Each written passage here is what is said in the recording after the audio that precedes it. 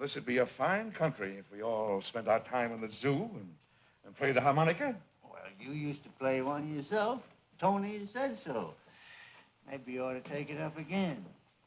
Maybe it'd stop you trying to be so desperate about making more money than you can ever use. You can't take it with you, Mr. Kirby. So what good is it? My father and mother had gone to Europe. And when they were in Europe, one of the places they went was to England. And in England, when the executives in the Columbia office picked them up, one of them casually mentioned that they were sorry that his last film didn't do very well in England. And my father said, "What do you mean?" And he said, "You know, I thought Lost Horizon did well." He said, "No, it wasn't Lost Horizon." He said, "It was If You Could Only Cook." And my father said, "I never heard of that title. What does that mean?" And he said, "Well, your name is on it." And so he said, "Well, let's go by the office. I want to see what that is." So they went to the Columbia offices, and they had press kits, and they had poster and so forth. And all the name wasn't really, in a funny way, it was like a banner across the poster said, "Production supervised by Frank Capra," sort of like an add-on. And so my dad said, "Well, I've never heard of this picture. I had nothing to do with it. And I don't know why my name is on it, but I'm going to take it off." So when he got back to California, when they got back to California, he went in to see Harry Cohen, obviously. And he said, "What is this?" He brought the stuff back from London. He had it. And Cohen sort of, we this and that. And he said, "No, Harry, what is this? What does this mean?" And he said, "Because of your success in England, we get better terms on from the theaters if your name is there." He said, "Well, Harry, you can't do that. I didn't have anything to do with this picture. That's not right. And I don't want it on there, and I don't like it." And then Cohen, in perfect Cohen, said, "Well," he said, "I'll tell you what we'll do. We'll split it. I'll give you half of the money we got." My father said, No. You don't understand, Harry. This is a breach of contract. I want out of my contract." Cohen said, "Oh, no. You're not out of your contract. You still have 2 pictures to do, and that's it. You will do those pictures." My father's stubborn, says, "Like hell I will. I'm going home." And he did. And so he said, here he's the hottest director in Hollywood. So he figured he'd have no trouble getting a job anywhere. So he immediately calls Louis B. Mayer, and Mayer says, "Oh, wonderful. Oh, Frank, we'd love to have you over here at MGM. Please come over. What about your Columbia contract?" My father said, "Well, forget the Columbia contract. Oh, no. Oh, if you're still under contract, we can't. Oh, no, we can't do that." So he gets mad, calls Jack Warner. Same story. "We'd love to have you here at Warner Brothers. What about your Columbia contract?" So he sues. My father says, "To heck with that." He sues. Now we're at home in Malibu. He's very upset. When he's not working, and he's frustrated, very upset. It was a pretty tough time. So he's going for walks on the beach and muttering and mad, and they bring suit against Columbia. Breach of contract, this sort of thing. His attorney gets a date in court. They go into court in Los Angeles. They go in. Columbia brings their guys in. The first thing the Columbia lawyers do is say, "Your Honor, this is not the proper venue for this. Columbia is a New York company and not a Hollywood company, so it should be done in New York." The judge agrees. Boom. So my dad says, "God, why didn't you think of that?" So, "Oh, don't worry, we're going." So they go to New York to sue. Now this takes time. Meanwhile, he's not working, and he's really getting frustrated and mad. And he's mad at Harry Cohen. He's mad at the world. He's mad at everybody. He's mad at the systems. But he's determined to do something about it. And they go to New York. They get their date in New York. Same deal. Columbia group of attorneys come in. His guy comes in. First thing the Columbia attorneys say is, "Your Honor, this is not the proper venue because this happened in London, didn't happen in New York. The judge agrees, boom. And so now my father's mad at everybody, including his own lawyer, right? So his lawyer says, don't worry, I got, connecting barristers in London, we'll get them. Well, he says, you better. And meanwhile, it's now going on another, months. He's getting grumpier than hell. And so they do bring the suit in London. And then, out of the blue, my dad, I'm little, we're little, and he gets a call from Harry Cohen that Harry Cohen is coming to the house, to Malibu. Now, Harry Cohen had never been in that house. And my father and Harry Cohen had this relationship agreement. They would never shine in each other's area.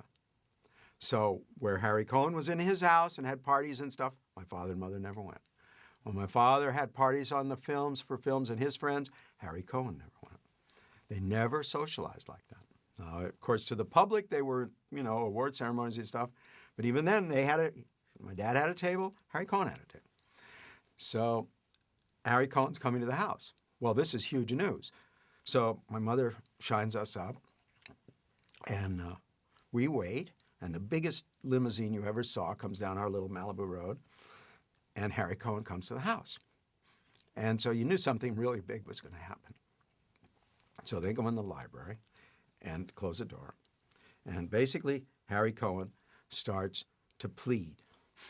He starts out, of course, typical Harry Cohen, well, you goddamn little dago, you got us now. And my father says, what are you talking about? He said, well, in London, this is fraud. And all those people in the London office are going to jail. And my father said, wait, of course I don't want that. That's crazy. First of all, they didn't have anything to do with it. And so just let me out of my contract. I'll drop the suit. It's all over. Then Harry Cohen starts his crocodile tears. No, I can't do that. Well, why not? Well, you know that if I lose you, my brother will kick me out and everything we've together worked for will be gone. My life is Columbia. My dreams are Columbia. Your dreams are Columbia. And it'll all be over. And my father began to think, it's probably true. Jack Cohen would love this because if Harry Cohen lost his biggest star, Harry Cohen would be kicked out. And he knew it. So Cohen is like pleading. And my dad says, well, Harry, what do you want me to do? I don't want them to go to jail. I don't want you to lose Columbia. What do you want me to do? He said, I want you to come back to work tomorrow. Oh. So my father thought about it a little bit. And he said, okay, now get out of here. And Cohen leaves the big limo. And the next day, my dad reports for work and starts to work on You Can't Take It With You. But that's why Harry Cohen would pay $200,000 for whatever my father wanted to make and then he only made 2 more pictures. He made that and Mr. Smith, and that was the end of the contract. So what are you doing that for? I have to add up these figures to see if they're right. Why? Why? Because they have to check against these figures. You like this? Like it? This work you're doing. Oh, no, my goodness, no. Land sakes, what am I saying? This was something that wasn't assigned to Capra, but again, it was a play that had been very, very popular, and they thought Capra would be the right person for it, and indeed, I think he was. I think he was somebody who had a kind of good sense of class, a good sense of how money could really help redefine people and things like that. And he brought some of that, sort of those insights, to this play that I think sometimes is played as a comedy of manners, but here I think takes on a somewhat more trenchant, a little bit harsher kind of tone, because again, I think he's very much aware of the power of money. When you look at the film and you look at the play, you see the third act is very different.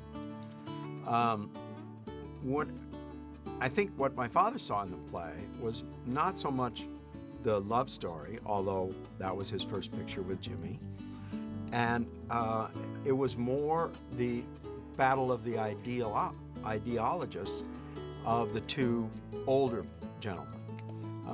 You know, the Barrymore character, the eccentric, crazy guy who didn't want to sell his land, and the banker, real estate developer character who had his own reasons and good reasons for developing that area.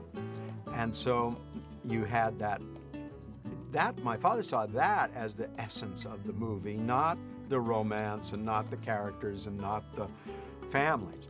He saw this as a battle of ideas and ideals. And so the third act becomes more their act and less everybody else's. So the play sets everything up and then kind of goes on, but in the film, the setup is done, and then you get down to what the story really is about. Well, what do you mean, fooling around with those dull figures? It seems to me, Mr. Poppins, yes. It seems to me, Mr. Poppins, that this is the kind of work you ought to be doing. You see how Grandpa works, which is a scene that was added to the play. When Grandpa goes into the bank and discovers an unhappy little man behind a counter, representing, of course, all the little unhappy men behind counters that were actually sitting in the audience for the movie. And Grandpa finds out through talking that there's somebody else inside the little man, a happy little boy who makes toys and plays with them.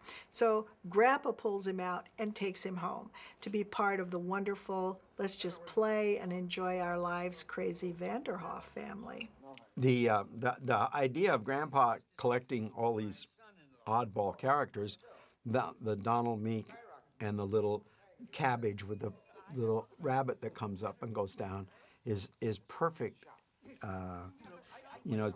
Perfect for Grandpa. Here is something that's clever, cute, weird, and this little soft-spoken man who has it, perfect person to be brought into the house, right? By the way, we still have this rabbit, and because the Columbia, I guess the prop department at Columbia created it, and it had a little gear-driven, and you'd wind it up, and this little rabbit would come up and down. It was pretty cute. You know, I'm sure everybody had fun on this picture because it gave an opportunity for the prop department to create these things. It gave it, certainly the special effects department could create all the fireworks and had a lot of fun with that. It was a picture that everybody enjoyed making and enjoyed being part of. And I know that later years people used to say to me, "Oh, I worked on You Can't Take It With You. Oh, it was so much fun to make, and it was a lot of gags and a lot of stuff happening." Mr. Vanderhoff, the government wants to talk to you about a little matter of income tax. Income tax? For me, one of the funniest scenes, thinking about scenes that we quote in our family, was the scene when the IRS collector comes. And of course, that's an actor that my father used many, many, many, many times. He loved that actor. And so he comes and he's talking to Grandpa about why isn't he paying his income tax. My father, and of course the grandfather is saying, "Oh, well, I don't believe in it," and that sort of thing. And we always laughed at that because one of the punchlines is the IRS man says, "Well, the government needs your money for this and that and armies and blah, blah, blah." And Lionel Barrymore says, "Not with my money." We always use that. In our family, we always would laugh about that. If somebody say, "Well, we want to do this," you say, "No, not with my money." Sense. What about Congress and the Supreme Court and the President? We got to pay them, don't we? Not with my money, no, sir.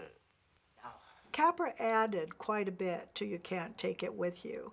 He added the office scenes, he added the dancing in the park scene, I believe the restaurant scene. He created the character that Donald Meek plays, the jail or the prison scene. He expanded the story to make it a livelier, more open kind of movie, but he never once left the original intentions of the play in so doing. I used to be just like you once. And then one morning when I was going up in the elevator, it struck me I wasn't having any fun. So I came right down and I never went back. Yes, sir. That was 35 years ago. Admirable. And you haven't done a thing since, huh? Edward Arnold played characters for him that had their own feeling of the rightness of their cause. And he was big, imposing, strong-willed. He made a great antagonist for his, hero. And in a sense, the ingenue and the love story in You Can't Take It With You takes a back seat to the Lionel Barrymore character and then the Edward Arnold character and then their clash of this and the winning over of the Edward Arnold character. Mr. Kirby, you're beginning to act quite human. I think the film became very successful. The play has always been successful. I mean, the play has always been a wonderful comedy play, but the film has more ideas in it, or at least amplification on those ideas, and that was why my dad liked it so much. And it won Academy Award for Best Picture, and he won for Best Director. Maybe when I get back, we could sit down and have a good old-fashioned gab fest, huh? If you look at the movie, Jimmy Stewart's character doesn't have a whole lot to do. He causes this upset when they come to dinner for the wrong day or the wrong evening. That he causes on purpose, which he thinks is going to help bring the families together, but actually, of course, creates a disaster. So in terms of his plot reasons, there's a reason for it. But he's not the relationship with Jean Arthur and a lot of the things, it's not that much central to the actual story. That's why I say the third act is different, because the story takes a swing away from them and ends up with the two, real protagonist in the story. And so I know that my father had seen Jimmy in something and kind of liked him. He thought he was like fresh, and as I had said before, he sort of looked like a educated young Ivy League gentleman, and he liked the way he acted. He liked his casual, easy style. He thought he would be good for this. There seems to be the impression around here that the Kirbys are ogres or something. Well, if they are, that doesn't make any difference to me. They're just putty in my hands, Alice. I never in my life wanted anything that I couldn't get if I just yelled loud enough. Worked like a charm when I was a baby, and since then I've had so much practice that I'm terrific. Here, I'll give you a general idea.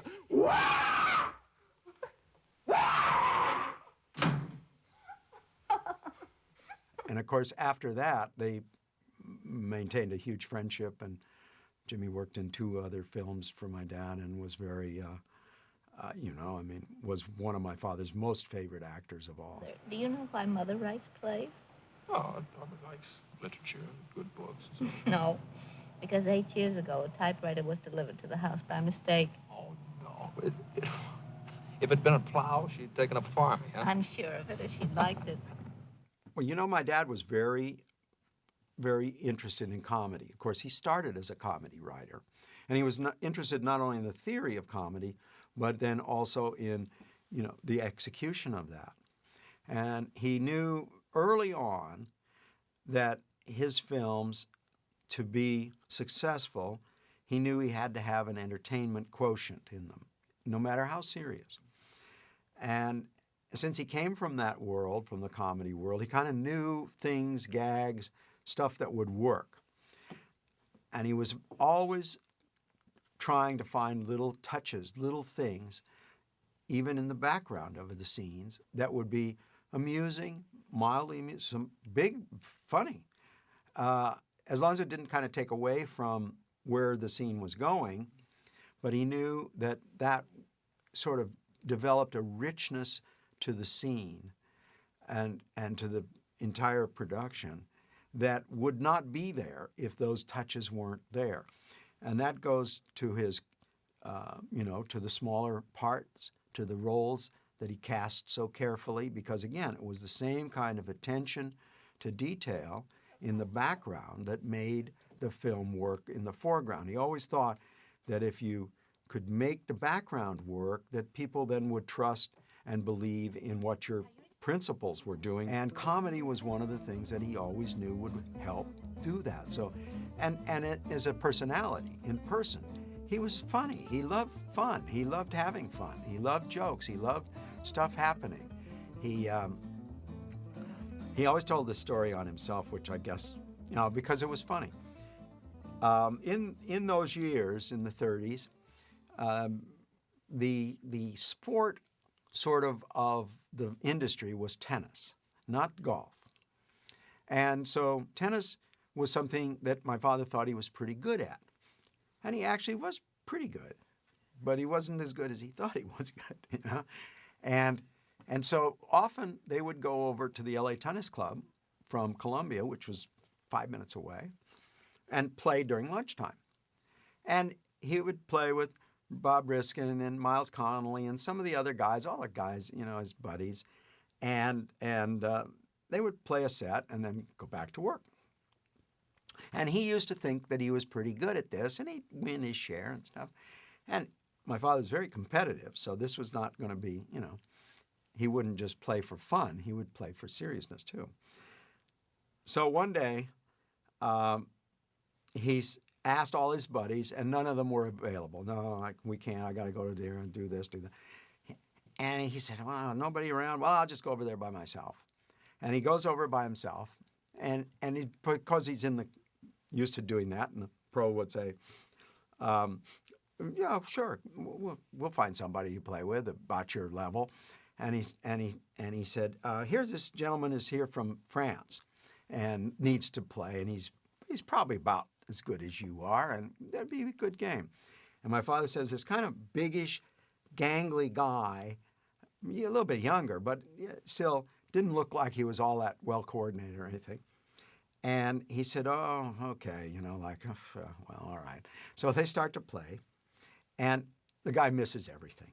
So my father's hitting us back. He can't hit it back. Pretty soon it gets to be, 5-love, and his opponent hasn't even won a point yet. And so my father's thinking, this is pretty stupid. But sometimes he kind of sensed there was some people who were watching, but he'd look around and there was nobody around. Well, he'd continue to play. So it gets to almost the end of the match. He figures he's going to wrap it up. And he's serving. And he serves one of his good serves. And he said, the ball comes back, he didn't even see it. Came back like a bullet.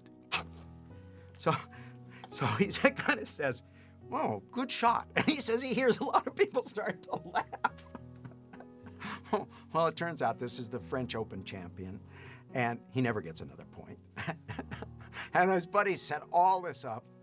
And so as it goes on, he keeps saying once in a while, good shot. He says, I didn't see the ball. He said, the ball came back. So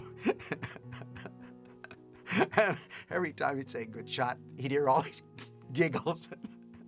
So they were always playing practical jokes on each other and had a lot of fun. And obviously, Columbia was serious business, and it was a hard, pretty hard life. They shot, in those days, they shot 6 days a week. They shot until 12 o'clock Saturday night. So all you had off was from 12 o'clock Saturday night until Monday morning, and you barely had time to sleep. It was there was a lot of hard work, but they all had a lot of fun at it. And they had fun playing jokes on each other. And so clearly, You Can't Take It With You was a perfect kind of project for him to do. Also, to help get his mind off if she could only cook.